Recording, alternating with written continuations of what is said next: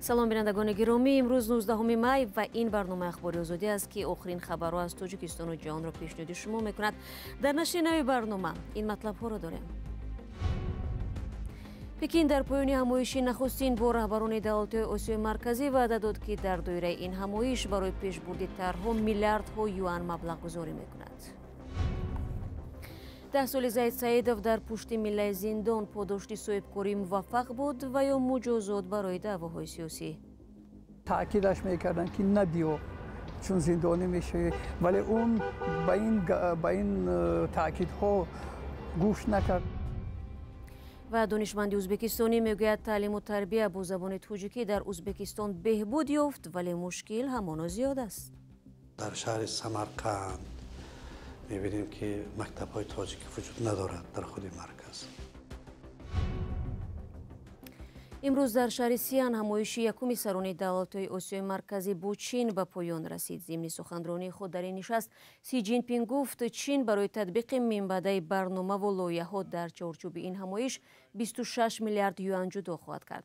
дар ҳоле ки сарони 7 кишвари пешрафтаи саноатӣ дар ҷопон роҳҳои пешгирӣ аз фишори иқтисодии Чинро меҷӯянд, Пекин мегӯяд марҳилаи нав ва густардаи робитаҳояшро бо кишварҳои Осиёи марказӣ оғоз намудааст. рӯзи ҷумъа Чин ва кишварҳои минтақа Тоҷикистон, Туркманистон, Ӯзбекистон, Қазоқистон ва Қирғизистон эъломияи Сианро имзо карданд. раҳбари Чин гуфт, дар робитаҳои кишвараш бо давлатҳои Осиёи марказӣ сафҳае боз шуд, ки бо нерӯи ҳаётияш фарқ мекунад. ҳамкори мо Кайумар Сиатто ҳамоиши Сианро пайгирӣ мекард ва ҳоло бо мо дар студия аст. дуруд Кайумар. хуб, дар ин нишаст чӣ пешрафтое шуд, ки онро давраи нави Чину Осиёи марказӣ меномад? تشکر شهلا و سلام بیننده های گرامی. اصلا شعارهایی که در این همایش صدا دادن نو نیستند و سالها باز بین چین و کشورهای آسیای مرکزی گفته می شدند، ولی سازشنامه‌های نوی که امضا شدن سرمایه گذاری های چین را به ده میلیارد دلار می رسانند و واقعا هم بیانگر یک نوع فشار پولی یا همون فشار اقتصادی چین به کشورهای منطقه بوده می توانند. این یک فرق همایش سیان از نشست‌های گذشته است و فرق دیگرش آن است که به واسطه این قراردادها چین عملاً به هم رشته‌های حیاتی کشورهای آسیای مرکزی راه می‌یابد.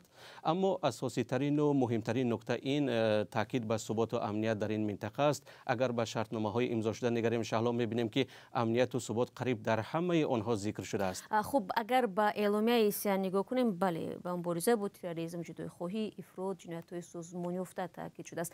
منظورتان از انگشت‌گذاری روی ثبات و امنیت همین است؟ نه شهلا، این طوری گفتم در همه اعلامیه و سندهای پیشینه بین این دولت‌ها جای داشت.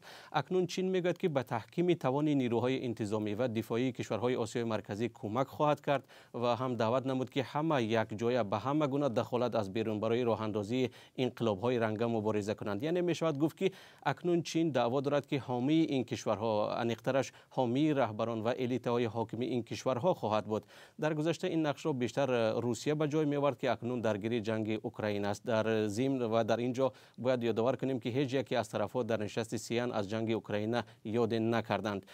امنیت طوری گفتم تقریبا در همه قراردادها ذکر می شود. برای نمونه مشق‌های حربی ضد تروریستی چین و تاجیکستان بیشتر خواهند شد. با یاری چین در تاجیکستان یک مرکز تحلیلی داده‌ها یا که دیتا سنتر، یعنی جمع آوری و تحلیل معلومات و هم اینستیتوت تطبیق برنامه‌های یک کمربند و یک راه تأسیس خواهند یافت. همچنین همکاری‌های علمی اکادمی مشترک خواهند شد. چین به تاجیکستان تجهیزات طبی، تشخیص سودی و DNK خواهد داد. تحقیق مشترک ذخیره‌های طبی راه اندازی خواهد شد و مثل این. اما شهلا ضمانت نیست که چین این همه معلومات را به منفعت خودش استفاده نکند. تشکر. و یک سوال دیگر، شما از تلاش‌های چین گفتید، ولی کوشش‌های سران کشورهای آسیای مرکزی در حفظ منفعت خود در این همایش چگونه بوده؟ چنین تلاشات دیده نشدند. برعکس هر یکی از رهبران منطقه پیشنهاد میکردند که همکاری ها عمیق‌تر و وسیع‌تر شوند. مثلا قزاقستان قرارداد بیکار کردن ویزای سفر را بین دو کشور امضا کرد. رهبر قرقیزستان صادر جباروف پیشنهاد کرد که استراتژی‌های ملی همه 6 کشور یک جایه کرده شوند. رئیس جمهوری تاجیکستان 40 برنامه نوی سرمایه‌گذاری چینی ها را در کشور در میان گذاشت. یا اینکه رهبر ترکمنستان خواهان فروش بیشتر گاز به چین و تشکیل فروم نوجوانان چین و آسیای مرکزی شد. در جواب شهلا چین نزدیک به 4 میلیارد دلار را به کشورهای منطقه آسیای مرکزی همچون کمک به بازگشت تقدیم کرد. تشکر. کمرسیاتا بود بینندگان عزیز با ما که با بررسی نتیجه های نشست سران آسیای مرکزی و چین در سیان ما را شناس کرد.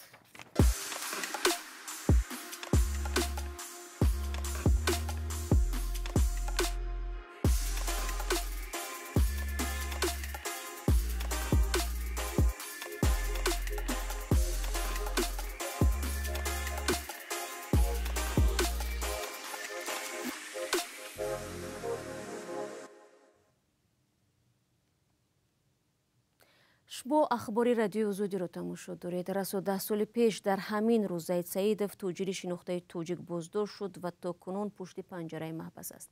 با 29 سال زندان محکوم شدن صاحبکاری موفقی که به حکومت خیلی نزدیک بود از جانب سازمان‌های بین‌المللی مدافع حقوق انسان محکوم گردیده، دعوت‌های با تکرار به بازبینی حکمش تا به حال نادیده گرفته شده است. همکارم خیرمان بقازاده صحیفه بازداشت و حبس زید سعیدов را ورق‌گردان کرد. موی را از خمیر جدا میکنن، میدونن که کی جنایتکار است و کی جنایتکار نیست. این آخرین مصاحبه صاحبکار موفق و وزیر پیشین صنعت تاجیکستان زید سعیدов با رادیوی آزادی است در عرفه بازگشتش از فرانسه. پس از شرکت در یک معرکه ورزشی 19 می سال 2013 به تاجیکستان برگشت و در فرودگاه به حبس گرفته شد. زید سعید بیرون از کشور بود ولی نو بسته با اون که از اینجا تاکیدش میکردن که نبیو چون زندانی میشه، ولی اون با این تاکیدها گوش نکرد و برگشت. نشانه از اون است که نیتی پاک داشت. زید سعیدов باور نداشت که او را حبس میکنند. میگفت یگان گناه ندارد و از هیچ تحقیق جنایی نمیترسد، به زودی آزاد میگردد. ولی او را به سوء استفاده از مقام، بسیار زنی، رشوه‌خوری، تجاوز به ناموس، ساختکاری صنعت، تصرف مبلغ‌های دولتی و سرکشی از پرداخت انداز عیبدار و در مجموع به 29 سال زندان محکوم کردند. او و طرفدارانش همه اتهامات را بی‌اساس خواندند. آنها گفتند یگانه سبب زندانی شدن او تلاش برای تأسیس حزب نوی سیاسی در تاجیکستان بود. شارح‌ها نیز این عقیده را پیش می‌گذارند. او لازم دانست که حزب تأسیس دهد و وقتی که یک شخص فعال که اینچنین مالیاتش نیز به طور قابل ملاحظه در شرایط تاجیکستان به وجود می آید، احتمالیت تشکل افکار سیاسی را نیز دارد و از این خاطر گفتم ممکن است که محض تأسیس حزب سیاسی و به واسطه این حزب من بعد احتمالیت اشتراک او در انتخابات پارلمانی و پرزیدنتی باعث ناراحتی و نگرانی مرکز تصمیم قرارها شد. علاوه به حبس دراز مدت صاحبکار معیوب حال 65 ساله، مالکیت زیاد از جمله 8 کارخانه و شرکت‌های او و نزدیکانش از جمله فابریکه دوزندگی گلستان و کارخانه تاجیک مرمر را مصادره کردند و میلیون‌ها سامانی جریمه بستند. عقیده جای دارد که فعالیت تجارتیش برخی از سرمایه‌داران کلان را بی‌ضابطه کرده بود و رابطه‌اش با دایره‌های تصمیم گیرنده مسکو به شخصان قدرتمند خوش نمی آمد. بینندگان عزیز، گزارش مفصل درباره زید سعیدов را میتوانید در وبسایت ما تماشا کنید. میرویم به جنوب تاجیکستان. مقامات در شهر کولو برای خدمت رسانی به مسافران خطسرهای دور 6 اتوبوس را به استفاده دادند. ساکنان شهر از این تشبث استقبال کرده میگویند روا با این نوع نقلیات جمعیتی برایشان ارزانتر و هم راحت‌تر است. گزارش محمود جان رحمتزاده در همین باره نقل میکند. اخیراً 6 اتوبوس نو به شهر کولو وارد شد. اکنون آنها در خطسیرهای طولانی‌تر حرکت میکنند. قبل از وارد شدن این اتوبوس ها مردم عمدتاً تاکسی و تنگین ها را استفاده می بردند. اگرچه شماره اتوبوس ها کم است، مردم از خدمت رسانی نو استقبال میکنند. ما مقصد ماشین میده که تاکسی رو قدیم میان 4 سامانی میان، ایده 2 سامانی میان خیلی یوردم برای فرزندو. اتوبوس های نو از حالا مشتری زیاد دارند. این ماشین هم راه اتوبوس را گرفته است تا نفری را سوار کند. رانندگان اتوبوس ها میگویند که در اول به آنها توجه زیاد نبود. اما پس از گذشت 20 روز از حرکت نگاه مردم تغییر کرد. میگه صف اتوبوس زیاد شوه، مارشروت‌های دو دا بوس در طریق کیسان زیاد شوه. خط سیر نوی اتوبوس‌ها مسیر یک نام دارد و مسافه 20 کیلومتری محله گلباغ تا دهه گلستان را طی می‌کند. نرخ راهگیری اتوبوس‌های این مسیر 2 سامانی است. قبلا اهالی تا دهه گلستان با تاکسی می‌رفتند. راننده‌های تاکسی و تنگین‌ها اعتراف می‌کنند که اتوبوس‌های نو درآمد آنها را کمتر کرده اند. یکی از این 6 اتوبوسی است که چند پیش از سوی شهرداری دوشنبه رستم امامعلی به شهر کلوب هدیه شده است. قرار است این 6 اتوبوس در شهر کلوب به خط سیرها تقسیم شده به ساکنان خدمت رساند. در حال حاضر 6 مسیر در کلوب وجود دارد. در این خط سیرها تنگین‌ها به مردم خدمت می‌رسانند. ولی از روزی که اتوبوس‌ها به حرکت در آمده است، خانم اناربی ترجیح می‌دهد از آنها استفاده برد. همه خرسندیم با خدای تنگینا در چند قضا چیشون زیاد شوه هم کمود آسونه که مثال کور نمیریم ای کور میگردیم مثال آسون میغلطه مودای تنگینوی تنگ ترش در باری مردکو شکیدن در مثال همه طرف هم مثال کلوب سومین شهر بزرگ تاجیکستان است. در سال 2005 پرزیدنت 20 اتوبوس به این شهر هدیه کرد. اما به دلیل عدم تعمیر و نگهداری اکثر آنها کارنشین شده اند. ساکنان میگویند که 6 اتوبوس نو برای شهری سیر جمعیت کم است. در حکومت محلی هم گفتند که قرار است باز اتوبوس‌های علاوه‌ای به شهر وارد شود. محمود جان رحمتزاده، آزادی، کلوب. برنامه را ادامه میدیم. مرکز فرهنگی توجیکان ازبکستان تقریبا 15 سال ارزیابی میکند و به گفته تأسیس دهندگان در شرایط سخت سیاسی منطقه به وجود آمده است. برای آن نفرانی که در سرگشت بودند فعال کردن آن مانع‌های زیادی را به بار آورده است. یکی از رهبران چالش برانگیز این مرکز جعفر محمدی ترمیزی که از آغاز فعالیتش واقف است راضی شد از برد و باخت آن بر رادیو آزادی نقل کند. فرزان محمدی از این دانشمند درباره وضع تعلیم زبان توجیکی در مکتب‌های ازبکستان پرسید. خیلی از امکانیت ها، آزادی ها برای مرکز های ملی و فرهنگی ملت ها به وجود آمد و برای رشد زبان و ادبیات و فرهنگشان نیز راه باز شد. ولی وضع در ساحه تعلیم اونقدر خوب به نظر نمی رسد. مثلا خب بعضی منطقه‌های هستن که مکتب‌های تاجیکی یا سینفونی‌های تاجیکی برقرار میشن، ولی در ولایت‌های مثل بخارا، سمرقند که مکان اصلی یا تاریخی و قدیمی تاجیکان گفته میشود، برقرار شوی مکتب‌های تاجیکی به گفته باشندگان این منطقه خوب نظررس نیست. یعنی این چیز وقت میخواد و چی تقاضا دارد؟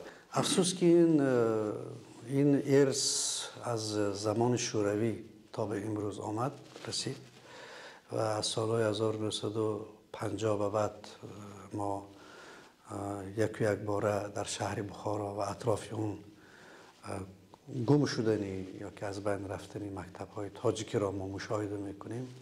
در سالهای 60 بیشتر شد و از اون به بعد باز بیشتر شد و رفته تا دوره استقلال 2-3 تا مکتب تاجیکی در اطراف بخارا باقی ماند و این هم در همون 20 سال اول استقلال اینها هم گویا که از بین رفت و تا جایی که من میدانم تنها در یک ناحیه پیشکو یک مکتب نیم تاجیکی باقی مانده است. یک صنف خانه، یک صنف، آره در همون زادگاه آخرین شاعر فارسیگوی تاجیک زبان بخارای شریف اسد گلزاده بخارایی. در جاهای دیگر هم این حالت ما مشاهده میکنیم. در شهر سمرقند میبینیم که مکتب‌های تاجیکی وجود ندارد در خود مرکز. ادامه این صحبت را دوستان عزیز امکان دارید در سامانه و دیگر صفحه‌های رادیو آزادی در شبکه‌های اجتماعی پیدا نمایید.